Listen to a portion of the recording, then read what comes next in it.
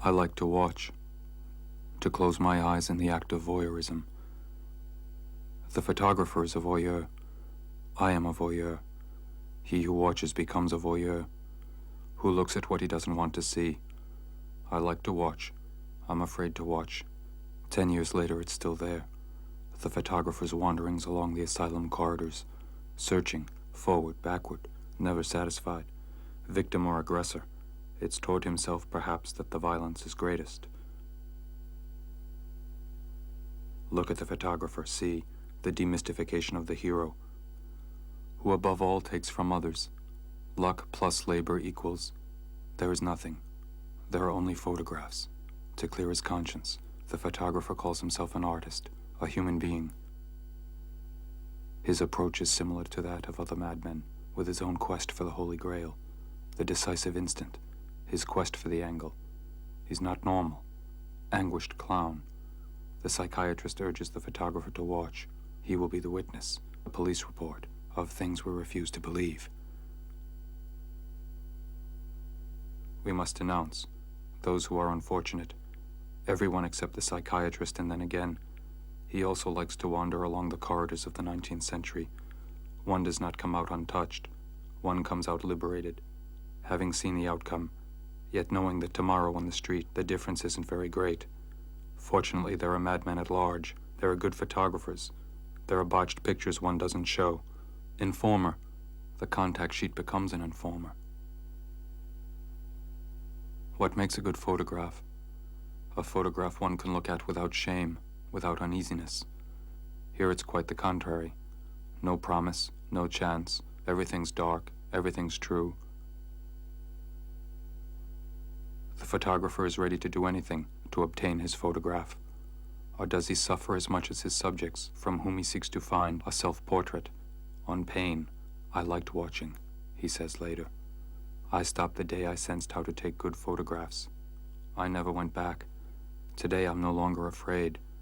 I've left for other institutions, other asylums, closer still to my home, far from the Italian asylums, walls, pain of imprisoned man, pain of deformed man.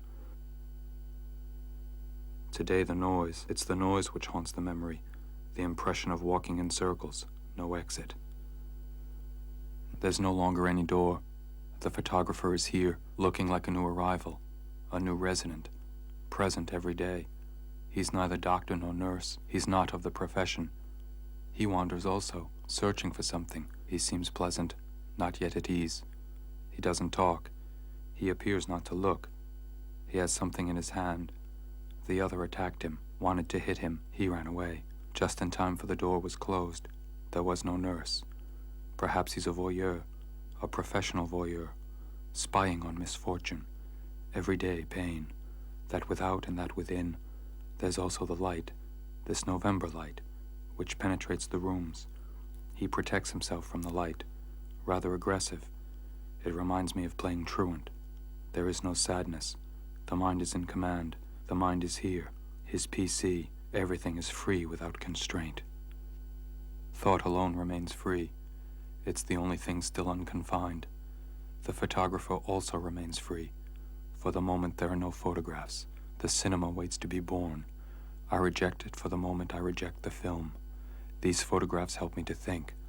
Later I will resume the photographer's wandering. First I must seek out the darkness, seek out the reason for making such images. Why? There is no answer. Man does not want to look at man's pain unless it's his own. He no longer wants to see anything. He no longer sees men. To avoid looking at their pain, to have less fear, to not understand, try to respect, betray, the two perhaps. There is the joy of this beautiful day, of asking for 100 lira, of smiling, of feeling happy, delivered, of talking to them. You have an accent. Where are you from? I know you. I saw you yesterday in the garden. You seem to be nice. I saw you taking photographs. I don't like photographers. Go to the devil with your camera. You must leave. No attack, no answer. I was already accustomed, as a reporter, to say nothing, to submit to everything. Which one was the victim?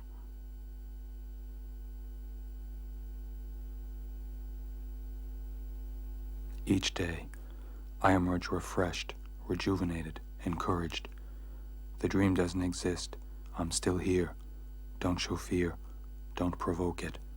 To show strength, so as to hide nothing. So many stories are going to die. So much pain imprisoned. So many childhood events forever lost. So many gazes dead. My own is in the process of changing. It no longer dares to stare. It no longer dares to stop. It's far away in childhood. Today a family arrived, 3 women in black. I don't dare to photograph. On the contrary, they pose. God, the oldest, says to me. The man goes into the communal room. She stays close to the door.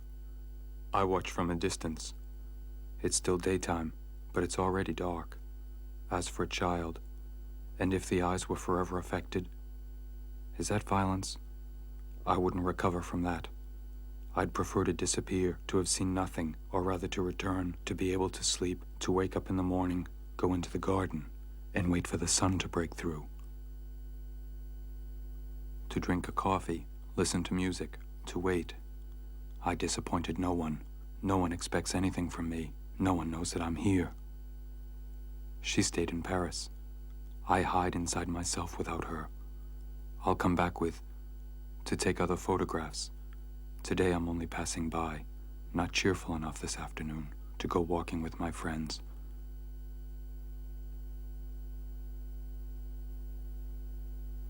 I take refuge with the women. My anger calms down. There's no noise. It's another pain, more secret, asylum or refuge. Everything's mixed up. She laughs. She's making fun of me. Everyone laughs. Now there are cries. No one pays any attention. The children have left. The television doesn't work. They approach me, they're less fearful. They follow me closely. They speak loudly. They're going to touch me. Now one withdraws. I walk without watching. I take no photographs. I'm less afraid. I'm still afraid. Some music saves me. The doors are closed. Someone's imprisoned. A sister arrives. They talk to me now. I don't understand anything. It's Venetian. They limp. Everyone's walking badly. I walk badly also. To approach them, to frighten them less, to say hello. Forget me. I want you to forget me. I remain fixed. I'm no longer the attraction. I'll return tomorrow. I watch from the window. I take a photograph to say that I am. They don't understand. No one comes to see them. There is no more family. There are medicines. I'm going to leave, return. No one talks to me. I start feeling happy, happy like a child. The adults are far away. Perhaps that's joy. Why not? But the photographer sees nothing. He passes, returns. The madman is tranquille. He is king. He sleeps. He eats. Isolated from life, he recaptures life. The photographer passes by, developed images. He will be perplexed for a long time. He must choose. That's it, the photograph. No one must know. Everyone sees what he wants. Say nothing. The asylum belongs to everyone. To me, to you. What's left? Images of the photographer's anguish. Not even that. See again his deviance. Perhaps today there will be the joy of seeing pain again, of being freed. Not too much. Otherwise there'll be no more images, no more life. Now all is faded, all is confused. No more details. Kodak or Ilford. Mind images, subjective images, objective images, intervening, participating, work quickly. I press to justify my presence. I'm slow. There's nothing here. Everything is spectacular. Everything is daily life. Everything is put on stage. There's nothing to see. No scoop, no princess. I'm disconcerted. I no longer know what to photograph.